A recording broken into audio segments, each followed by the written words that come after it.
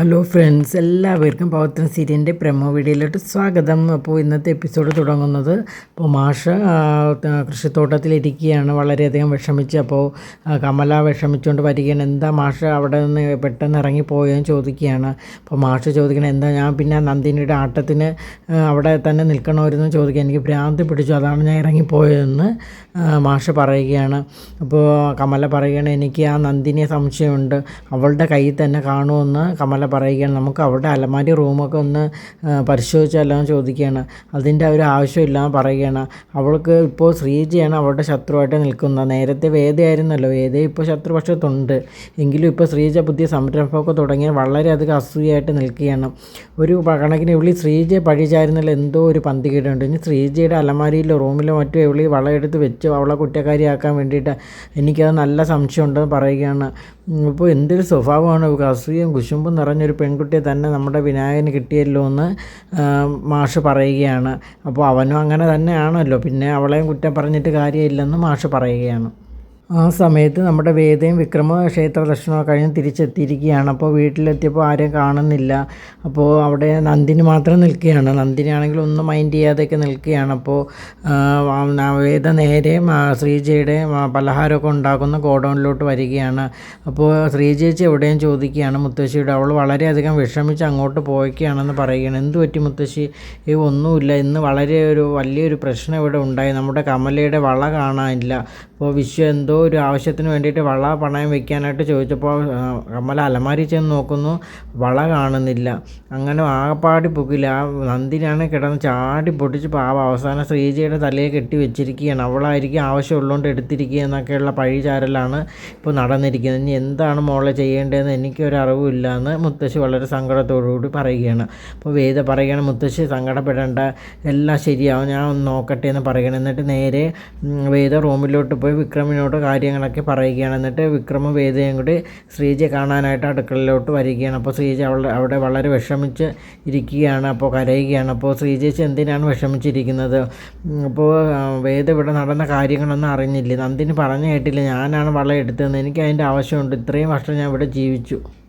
സമയത്ത് നന്ദിനി പ്രശ്നത്തിലൊക്കെ ഇടപെടുകയാണ്. അപ്പോൾ നന്ദിനി ചോദിക്കുകയാണ്, അപ്പോൾ ഇവിടെ ആരും സംശയിച്ചില്ലല്ലോ, എല്ലാവരും സംശയമായി നിൽക്കുകയില്ലേ, അപ്പോൾ എന്നെ എൻ്റെ ഭർത്താവിനെ സംശയിച്ചാൽ ഞാനും തിരിച്ച് സംശയിക്കും എന്നൊക്കെ ഉള്ള രീതിയിൽ നന്ദിനി സംസാരിക്കുകയാണ്. ഇപ്പോൾ വേദ വന്നല്ലോ, വേണമെങ്കിൽ വേദയും സംശയിക്കാമല്ലോ എന്നൊക്കെ നന്ദിനി പറയുകയാണ്. അതെ, ഞാൻ ഈ വീട്ടിലുള്ളതാണ്, അപ്പോൾ എന്നെ സംശയിക്കുന്നതിൽ ഒരു കുറ്റവും ഇല്ല എന്നൊക്കെ പറയുകയാണ്. പക്ഷേ ഇതിൽ ആരും എടുത്തെന്നുള്ളത് നമുക്ക് കണ്ടുപിടിച്ചേ പറ്റുള്ളൂ എന്ന് പറയണം. അപ്പോൾ ആ സമയത്ത് വിനായകനും അങ്ങോട്ടേക്ക് വരികയാണ്. അപ്പോൾ വിനായകൻ പറയുകയാണ്, നന്ദിനി നീ ഒന്ന് നിർത്ത്, വെറുതെ പ്രശ്നങ്ങളൊന്നും ഉണ്ടാക്കരുത്, നീ എന്തിനാണ് വെറുതെ പ്രശ്നങ്ങളൊക്കെ ഉണ്ടാക്കുന്നത്? ഇപ്പോൾ വള കാണാനില്ല സമ്മതിച്ചു, അത് ഇനി 2-3 ദിവസം കഴിയുമ്പോൾ കിട്ടുമായിരിക്കും എന്ന് പറയണം. അപ്പോൾ വേദ ചോദിക്കണം, അത് വിനായകന് ഇത്ര കൃത്യമായിട്ട് എങ്ങനെ അറിയാം? എടുത്തയാൾ വിനായകൻ ചേട്ടനോട് പറഞ്ഞു എന്ന് ചോദിക്കുകയാണ്. അതില്ല, ഞാൻ ഒരു ഊഹം വെച്ച് പറയുകയാണ്. അപ്പോഴേ വേദയ്ക്കും വിക്രമിന് മനസ്സിലാകുന്നുണ്ട് ഇതിൽ എന്തോ ഒരു പന്തികേട് ഉണ്ടെന്നും ഇതിൽ വിനായകൻ്റെ കൈ ഉണ്ടെന്നും അവർ മനസ്സിലാക്കുകയാണ്.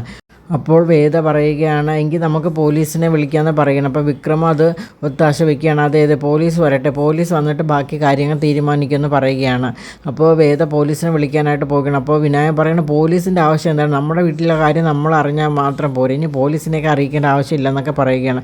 അപ്പോൾ ഇതൊക്കെ കേട്ടപ്പോൾ നന്ദിനി ദേഷ്യപ്പെടുന്നു. നിങ്ങൾക്ക് എന്താണ്, എന്തായാലും സത്യം എനിക്ക് തെളിയിച്ചേ പറ്റുള്ളൂ, എൻ്റെ മേലാണല്ലോ പഴി ചാരിയിരിക്കുന്നത്, അതുകൊണ്ട് പോലീസിനെ വിളിച്ചേ പറ്റുള്ളൂ, നിങ്ങളുടെ ആ ഫോണിങ്ങ് തരാൻ പറഞ്ഞിട്ട് വിനായകൻ്റെ കയ്യിൽ നിന്ന് ഫോണ് തട്ടിപ്പറിക്കുകയാണ് നന്ദിനി.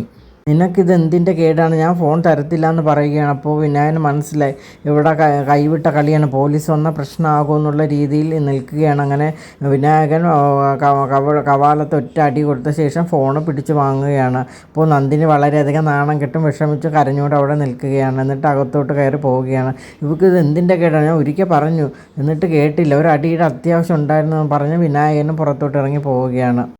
ശ്രീജ അവിടെ തന്നെ ഇരുന്ന് വളരെയധികം വിഷമിക്കുകയാണ്. അങ്ങനെ വേദ വന്ന് സമാധാനിപ്പിക്കുകയാണ്. ഇപ്പോൾ ശ്രീജേച്ചി ചെല്ലുക, അവിടെ ഒരുപാട് പണികളൊക്കെ ഇല്ലേ, പെട്ടെന്ന് തീർക്കുന്നൊക്കെ പറയുന്നത്. ഞാൻ ഈ സംരംഭം തുടങ്ങിയിട്ട് നന്ദിനിക്ക് തുടങ്ങിയതാണ് വേദ, ഞാൻ ഇനി എന്താണ് ചെയ്യേണ്ടത്? ശ്രീജേച്ചി സമാധാനമായിട്ടിരിക്കും, ഇതിനൊരു സൊല്യൂഷൻ ഞാൻ കണ്ടുപിടിച്ചോളാം എന്ന് വേദ പറയുകയാണ്. അങ്ങനെ ശ്രീജ ഇറങ്ങി പോവുകയാണ്. എന്നിട്ട് വിക്രമിനും വേദയ്ക്ക് മനസ്സിലാവുകയാണ്, അപ്പോൾ ഇതിൽ വിനായകൻ്റെ പങ്ക് വളരെയധികം പ്രധാനപ്പെട്ടതാണ്, വിനായകേട്ടൻ തന്നെയാണ് ഇതെടുത്തതെന്ന് അവർ മനസ്സിലാക്കുകയാണ്. അങ്ങനെ വിനായകൻ ഉമ്മറത്തിരിക്കുകയായിരിക്കും. അപ്പോൾ വേദയും വിക്രമും കൊണ്ട് വന്ന് ചോദിക്കുകയാണ്, അപ്പോൾ എന്താ വിനായേട്ട പോലീസിനെ വിളിക്കുമെന്ന് പറഞ്ഞപ്പോൾ വിനായേട്ടന് ഒരു പകർച്ചയിലേക്ക് തോന്നിയത്, ഒന്നുമില്ല, വെറുതെ എന്തിനാണ് ആൾക്കാരെയൊക്കെ അറിയിക്കുന്നത്, പോലീസ് അറിയാൻ നാട് മൊത്തം അറിയാം, നമ്മളെ വീട്ടിലുള്ള കാര്യം നമ്മൾ തന്നെ അറിഞ്ഞേ പോരേ എന്നൊക്കെ ചോദിക്കുകയാണ്. അപ്പോൾ അതൊന്നും കുഴപ്പമില്ല, പോലീസിനെ വിളിച്ചേ പറ്റുള്ളൂ വേദ കട്ടായം പോലെ പറയുകയാണ്. പോലീസിനൊന്നും വിളിക്കേണ്ട, വെറുതെ പ്രശ്നം ഉണ്ടാക്കരുത്, ഇവിടെ ആരും എടുക്കില്ല, എന്തായാലും വേദയും ഇവിടെ വന്ന് കയറിയ 2 പെണ്ണുങ്ങളുണ്ടല്ലോ, അവർ 3 പേരും എടുക്കില്ലെന്ന് എനിക്ക് നന്നായിട്ട് അറിയാം. പിന്നെ വിശ്വേട്ടൻ വളരെയധികം സത്യസന്ധനായ മനുഷ്യനാണ്, അങ്ങേരെ എടുക്കത്തേ ഇല്ല. പിന്നെ വിക്രം, ഇപ്പം മലയ്ക്ക് പോകാൻ മാലയൊക്കെ ഇട്ടൊക്കെ ഇല്ലേ, ഇവനും ഒരു തെറ്റ് ചെയ്യില്ലെന്ന് എനിക്ക് ഉറപ്പുണ്ട്. അപ്പോൾ വിക്രം പറയുകയാണ്, ഒരാളെ പേര് വിട്ടല്ലോ, ആരെ പേരാണ്? അച്ഛനോ? അപ്പോൾ അവിടെ എണീറ്റ് അച്ഛൻ്റെ പേരൊന്നും സംശയിക്കില്ലെന്ന് പറയാം. അച്ഛൻ അങ്ങനെയും ചെയ്യില്ല എന്ന് പറയുകയാണ്. അച്ഛൻ്റെ പേരല്ല, നിങ്ങളുടെ പേര് തന്നെയാണ് ഞാൻ പറഞ്ഞത്, നിങ്ങൾക്ക് ഇനിയെങ്കിലും ഈ ഉടായ്പും കള്ളത്തരമൊക്കെ ഒന്ന് നിർത്തിക്കൂടെ, നിങ്ങൾ എന്നെ എടുത്തതെന്ന് നമുക്ക് 100% ഉറപ്പായെന്ന് പറയുകയാണ്. അപ്പോൾ വിനായകൻ കിടന്ന് ഒഴിയുകയാണ്, ഞാനല്ല എന്നൊക്കെ പറയുകയാണ്, എങ്കിൽ പോലീസിനെ വിളിക്കുക. അങ്ങനെ വിനായകൻ സത്യം പറയുകയാണ്. അപ്പോൾ എനിക്കൊരു ആവശ്യമുള്ളതുകൊണ്ട് ഞാനാണ് എടുത്തത്, 2 ദിവസം കഴിഞ്ഞിട്ട് വെക്കാമെന്ന് വിചാരിച്ചു, പക്ഷേ എനിക്ക് പണം മറിഞ്ഞില്ല, ഒരു തെറ്റ് പറ്റിപ്പോയി എന്നൊക്കെ പറയുകയാണ്.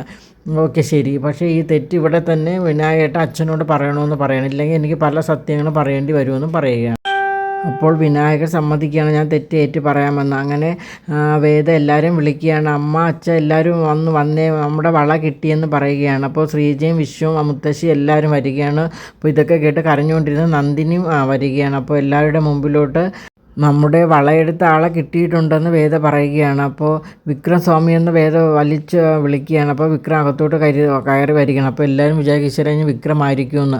അപ്പോൾ വിക്രം പറയുകയാണ്, വിനായകൻ ഇങ്ങോട്ട് വരാനായിട്ട് പറയണം. അങ്ങനെ വിനായകൻ ഇങ്ങോട്ട് വരികയാണ്. എന്നിട്ട് കാര്യങ്ങളൊക്കെ പറയുകയാണ്, അമ്മ എന്നോട് ക്ഷമിക്കണം, അപ്പോൾ എനിക്കൊരു തെറ്റ് പറ്റിപ്പോൾ, ഒരു ഭൂമി ഇടപാടിൻ്റെ കാര്യത്തിന് വേണ്ടി എനിക്ക് പൈസ മറിഞ്ഞില്ല, അപ്പോൾ പെട്ടെന്ന് ഒരു അത്യാവശ്യത്തിന് വേണ്ടിയിട്ടാണ് വെച്ചത്, ഞാൻ 2 ദിവസം കഴിഞ്ഞ് എടുത്തു തരാം എന്നൊക്കെ പറയുകയാണ്. അപ്പോൾ ഇത് കേട്ട് മാഷിന് ദേഷ്യം വരികയും വിനായകൻ്റെ കവാലത്ത് ഒറ്റയടി കൊടുക്കുകയും ചെയ്യുകയാണ്. നീ പറഞ്ഞ പച്ച കള്ളാണെന്ന് മനസ്സിലായി എനിക്ക്, പക്ഷേ നിൻ്റെ ഭാര്യ ഇവിടെ എന്തെല്ലാം അതിക്രമങ്ങൾ കാണിച്ചതെന്ന് നിനക്കറിയാം, അവൾക്ക് എങ്ങനെയെങ്കിലും ശ്രീജയുടെ മറ്റുള്ളവരുടെ പേരിൽ ആ കുറ്റം കെട്ടി വെക്കണമെന്നുള്ള ചിന്തയായിരുന്നു, അപ്പോൾ അതിനൊരു മറുപടി നിനക്കില്ലേന്ന് മാഷ് ചോദിക്കുകയാണ്.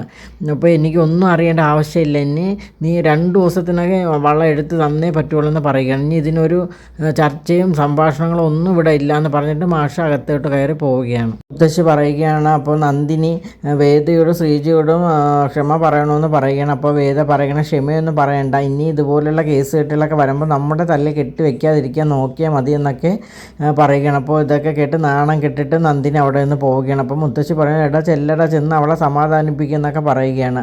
എന്നിട്ട് അമ്മ കമല വന്നിട്ട് പറയുകയാണ്, നീ ഇത്രയും ഒരു ക്രൂരകൃത്യം ചെയ്യുമെന്ന് വിചാരിച്ചില്ല, നീ എന്നോട് പറഞ്ഞിരുന്നെങ്കിൽ ഞാൻ നിനക്ക് വളരെ സന്തോഷമായിട്ട് എടുത്ത് തരത്തില്ലേ എന്നാ മോനെ, നീ എന്തിനാണ് ഈ മോഷണം ചെയ്തതെന്ന് പറയുകയാണ്, മറ്റുള്ളവരെ വെറുതെ പഴിചാരിക്കാൻ വേണ്ടിയിട്ട്. അപ്പോൾ അതിനോട് വിശ്വ യോജിക്കുകയാണ്, എന്താണ് നീ കാണിച്ചു കൂട്ടുക, അമ്മ ചോദിച്ചാൽ തരത്തില്ലേന്ന് പറഞ്ഞിട്ട് അവരെല്ലാവരും ഇറങ്ങി അവിടെ നിന്ന് പോവുകയാണ്. അങ്ങനെ നായകനെ നന്ദിനെ സമാധാനിപ്പിക്കാൻ വേണ്ടി പോവുകയാണ്. അപ്പോൾ അവിടെ നമ്മുടെ കമലയും വേദയും മാത്രമാണ് നിൽക്കുന്നത്. അപ്പോൾ കമല വന്നിട്ട് പറയുകയാണ്, മോളെ നീ മിടുക്കിയാണ്, നീ സത്യം തെളിയിച്ചു എന്ന് പറയുകയാണ്.